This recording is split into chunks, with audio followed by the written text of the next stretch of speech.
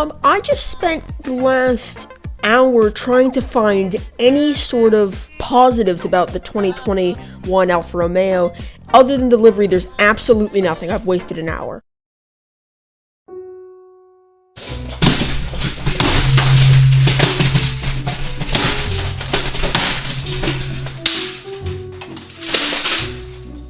So on a more positive note, let's talk about Red Bull, because there's got to be something good with them, right? I hope so. Oh my god. This better not be a waste of time either. Anyways, looking at the car itself, I gotta say pretty solid. Livery hasn't changed at all. Nobody thought it was going to. But a bigger presence of Honda, which I'm slightly surprised about. Not really expecting that, but hey, that's cool. Integration of Sergio Perez's sponsors are actually quite good. You know, I thought it was going to be very messy. I underestimated what the people at the Red Bull liveries would be able to do. Hey, they did well with it. And the car doesn't look slower. Like, some of the other cars distinctly look slower than last year. I don't know if that's the livery or maybe the floor cutouts or whatever. They look slower. The Red Bull doesn't look slower. I'm impressed with that. I mean, who would have thought that Red Bull could have pulled it off?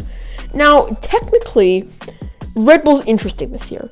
As I mentioned in AlphaTauri, Honda has been saying, air quotes here, that their engine is a lot better. And for Red Bull's sake, I hope it is. They say they've taken a risk and they've put 2 years worth of development into an engine. So it wasn't 2 years worth of development, it was 1 year's worth of development that they accelerated to make sure Red Bull didn't get mad.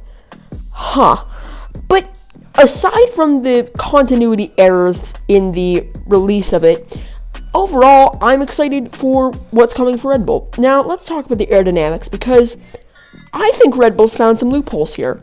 I'm looking right now at the back of their floor, and I'm seeing a plate where there shouldn't be one, but apparently they found something, that is deflecting air over the back of the rear wheels. I think they're probably going to be able to do some flow management with that.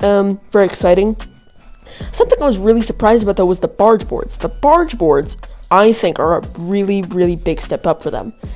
The main elements haven't changed much, but on the top of the barge boards, they have these new serrated fins that are angled back. And I think that's cool. I mean, not only does it look cool, but I think it could make the car go faster. And, you know, Adrian Newey, the designer of the car, has not said too much about it. But the fact that they've gone for a B-spec of their 2020 car instead of redesigning it, I think is safer than what they've done in previous years. So, let's go more into the aerodynamics. They have, from what I can see at least, a set of vertical plates on the forward area of the floor that are probably for flow conditioning downstream. That looks interesting. They also have what looks to be something very similar to last year, where they can create some interesting airflow streams near the back of it, and the floor is not entirely flat in that area. I don't know how they've managed to find that, but I have not seen another team have this sort of non-flat floor design, and I'm impressed with it. I think it's very, very interesting. Do I think it's going to provide much more performance? We're going to have to wait, essentially, to see if it does. I'm very hopeful for their prospects. You know, Perez has surprised me. He's a lot more, not adept, but he seems to be taking this Red Bull thing a lot more seriously than just a free extra year in F1, which is good, because if he was looking at it that way, Red Bull was going to get absolutely nowhere. They need both drivers, as they've proven with Alex Albon in the past. Now, I'm looking at the area for the sort of where the Honda engine is packaged, and I gotta say, the side pods on it are very, very small. Another great Adrian Newey design. He's pulled everything even closer together and managed it quite well. I think it looks much slimmer than last year's, probably a couple millimeters, and that's going to be definitely a step up from what they had last year, which was still probably the tightest side pod package there was. Front wing wise, on both Sergio Perez's test and the launch of the car, it looks like they ran sort of a rear wing and front wing setup that they won't actually be, using this season. They're very simplistic, and I assume that Adrian Newey has a better design. God, I hope so, because it's almost 2019. It does not feel like a step forward. But maybe it is. Maybe the simplicity is hiding something much better that I or you really can't imagine yet. Now, Max Troutface Verstappen has not said too much about it yet, although last year he was saying that this year's car, if it could dampen out or fully cancel out the rear end instability, that would be great, because he said no matter what they did last year, they couldn't fix it.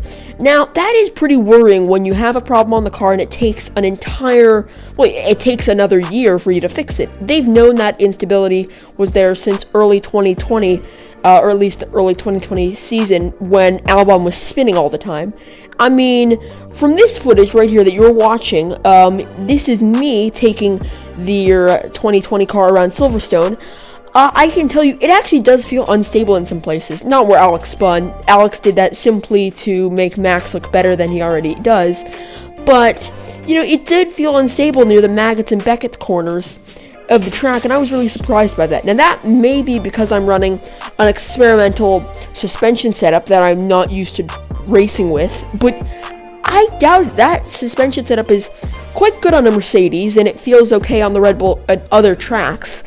So it could be just high-speed tracks. I don't know. I really hope they've gotten that out of their system. Hopefully they turn over a new leaf this year, aerodynamically. Otherwise, this is going to be a disappointing one.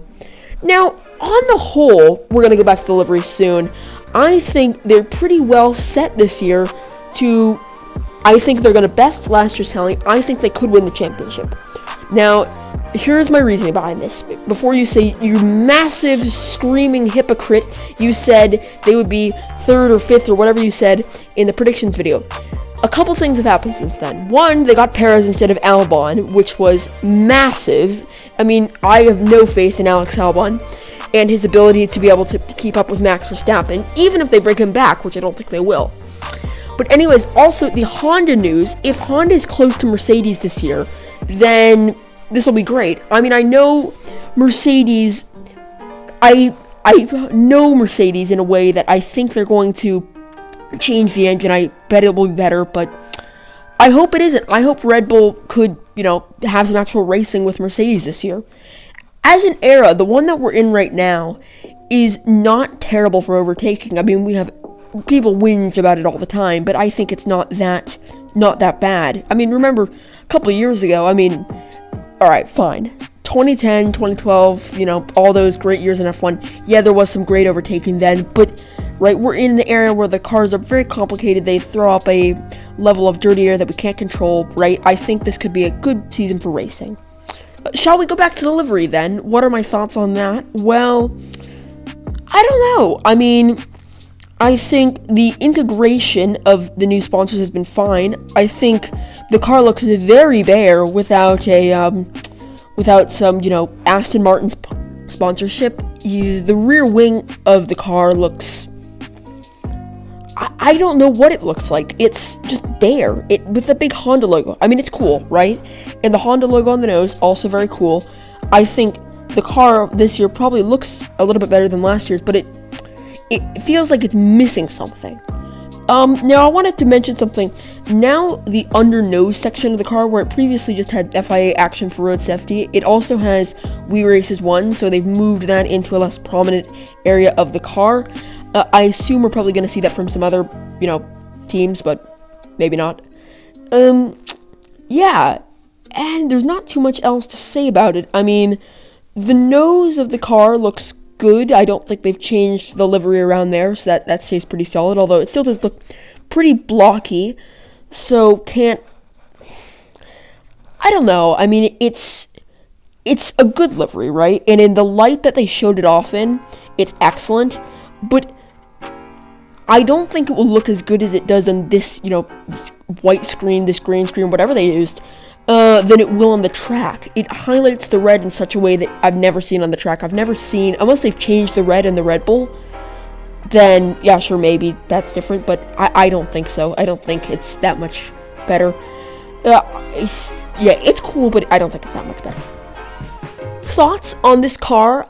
I think that the livery is not top tier. I think the AlphaTauri is above it in my mind, but I think it is not even as good as the Alfa Romeo. So at the moment it goes AlphaTauri, in my top 3. AlphaTauri, Alfa Romeo, and then Red Bull. I think McLaren's is a step forward, but not that much better. And then car-wise, I hope they win the championship this year. I think everybody hopes that. It's a bit different. We all want that.